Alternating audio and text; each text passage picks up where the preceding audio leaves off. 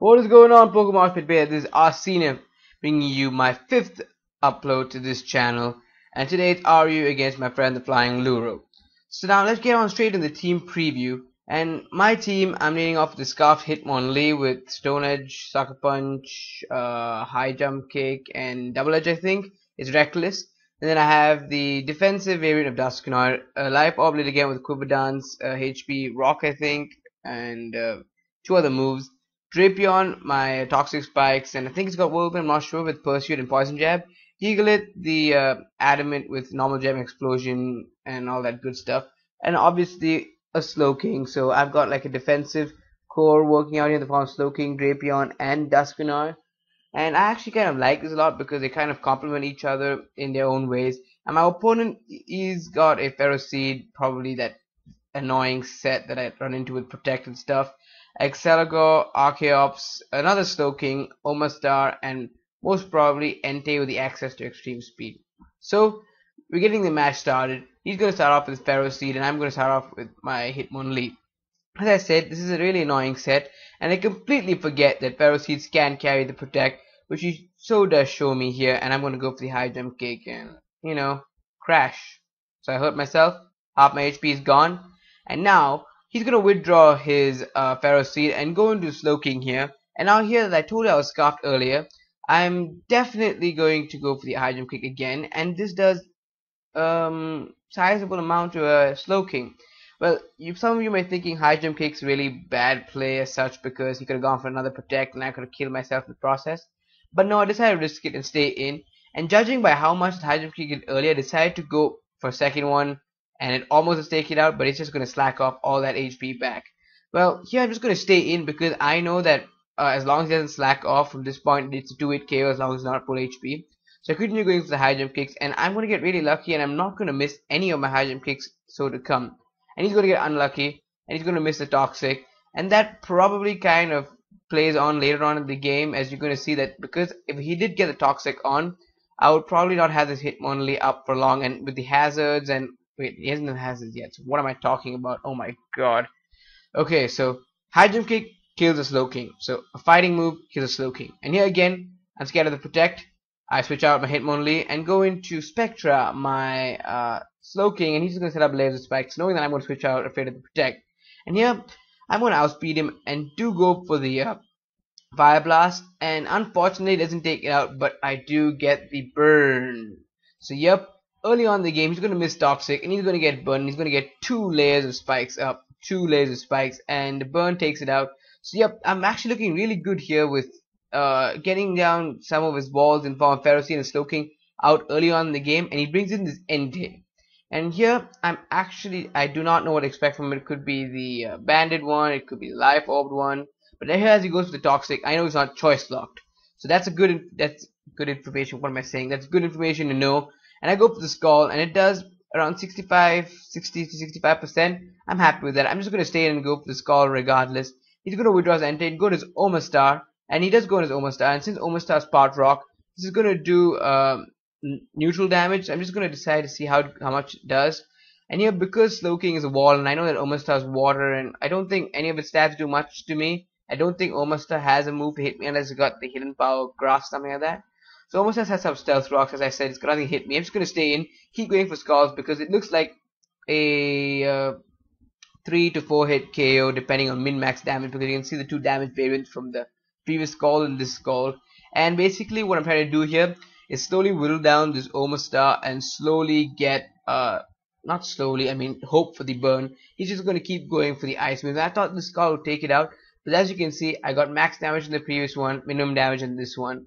Well, max min damage screws you all over, but doesn't matter. Toxic is going to slowly whittle me down, and I have to be aware of that because I do have Regenerator, and I'm not going to sack it due to Toxic, and Ice Beam is not doing much. So this Skull will take it out, and after this Toxic damage, after this Omastar faints, I'm going to be at a very, very low amount of HP, very, very revengeable amount of HP, as you're going to see now. So that's 73 HP in the reds, very low HP, and he brings in his Exceligor, and because I have the Regenerator, I'm going to decide to switch out and bring it back in later because it should go up and the Toxic damage should come back to 0 again and it should start again and start racking up again. And I go into my Drapion, and unfortunately in this match you're not going to see much of this Drapion in action, because this Bug Buzz is going to bring me down to 13 HP, and obviously Excalago, I think the fastest or one of the fastest Pokemon in the RU metagame, is going to go for the Giga Drain just to see how much it does, and it does take me out. It's going to get back some amount of HP.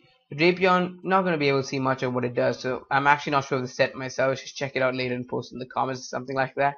So I bring in Scarfed Hitmonlee, and I told you I have the access to Stone Edge, right? So I am going to go for the Stone Edge here, and as you can see, now Hazards are doing a lot. So I had the Toxic Hit. This Hitmonlee would not have much of a life in here at all. So Excalago dies, and he's going to bring in his Entei, and I'm thinking the extreme speed is super obvious. I'm going to go to Duskanoid to absorb it, because that's the only way Entei can outspeed a Scarfed Hitmonlee. I'm pretty sure he knows I'm Scarfed by now. So I do bring in my Duskanoid, and he's going to go for the extreme speed, if I'm not mistaken. Let's see. So pressure happens. He's also got pressure, I think, so it's double pressure. Yes, he does go for the extreme speed, and it doesn't affect me, obviously. And I'm not sure what I do here. I kind of got like a mind block here. Let's just wait. Okay, I don't do anything. He switches out, and he brings in his Archeops, and what do? I go for the Shadow Sneak. So yes, I do go for the Shadow Sneak, and that does around, I would say, 25%. So I was hoping that this next one would bring it down to Defeatist so that it cannot do anything to me, but no, it does less than 25%. So that's like slightly over the Defeatist range. He goes to the Rock Gem boosted Stone Edge. This is like one of the sets that NBs had used against me. He got inspired by it, used it, lands a critical hit. I'm not sure that mattered. I don't think he did, because Rock Gem boosted is strong enough. So I bring in Crystal, the Gigalith, and now I was telling you about that normal gem explosion. Yeah, you heard about that. He goes for the Earthquake.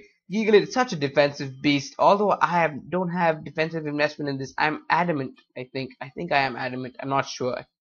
So yes, I go for the normal gem boosted explosion, and oh my god, it feels so good to get off such a powerful explosion on an Archeops, and down goes the Archeops, and I'm thinking, yeah, I'm in a really good situation. I think Entei, you over here, my man, is like the last Pokemon you have left. Would be Samuara, and then I totally forget that the Hazard Up, number one, and Entei, this legendary beast along with Suicune and Raikou, has the access to extreme speed.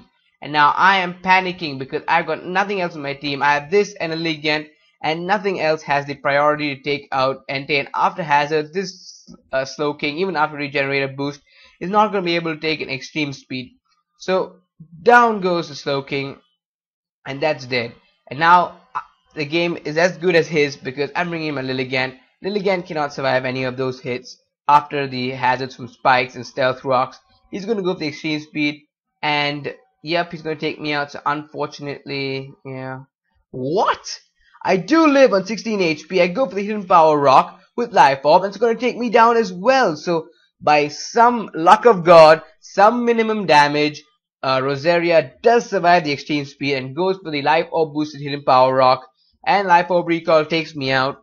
And that was a great game. It says I defeated him, but in my definition, when both Pokemon are down on both sides, it's a draw. So that was a great game, Thomo. And if you like the video, obviously you're welcome to leave a like, rating, comment, and subscribe to the Mosh Pit. They're doing a lot of work helping me put up this video on their channel. And if you do like my narrations like you heard in this video, you're obviously welcome to come and check out my channel, which should be, which should be in the description down below. And until next time, this is Arsena signing out. Peace.